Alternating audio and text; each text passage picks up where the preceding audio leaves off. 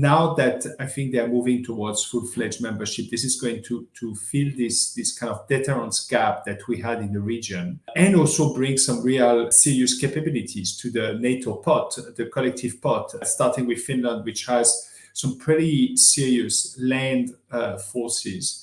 The land forces are one of the Achilles heels of the alliance. We're good on the Air Force, on the maritime component, but land has always been a bit of, especially heavy territorial defense, been always a bit of a weaker point for the alliance. So all in all, it's a real win-win for them in terms of giving them more assurance and more certainty that we will have their back if anything were to happen.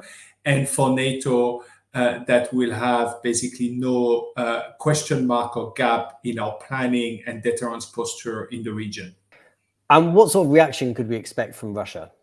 Well, I think there are two answers to that. One is Putin is kind of locked in some odd Freudian loop where he claims to do something because of a perceived threat, i.e., NATO's expansion, but his very action, in this case, his war of aggression against Ukraine, is actually producing that very result, which is here in the case of NATO expansion, or I would phrase it differently, NATO consolidation, because NATO is already present in the Baltic region.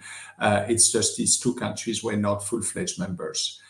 So that's one answer. The second, I think, on the more superficial level, it's pretty obvious that Putin and his people are going to use Finland and Sweden membership as a kind of validation of their weakened narrative and vision of a surrounded great Russia that has to defend and assert itself. What do you think a more powerful NATO or a NATO with more membership states means for the Asia Pacific and a country like Taiwan, which also faces threat from a belligerent neighbor?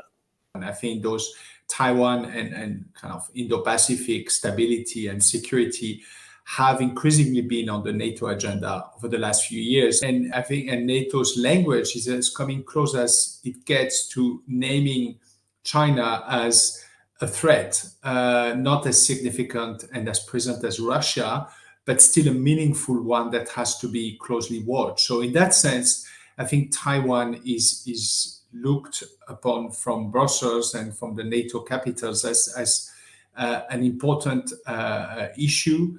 But from an operational point of view, we have to be honest that this is obviously a long stretch for NATO to be operationally present in the region. Even though some NATO allies like France, the UK, the US, lately and more prudently Germany, have had some maritime presence and operations, some freedom of operations, freedom of navigation operations in the region. So the issue is much more on NATO's map, and I think that's an important development.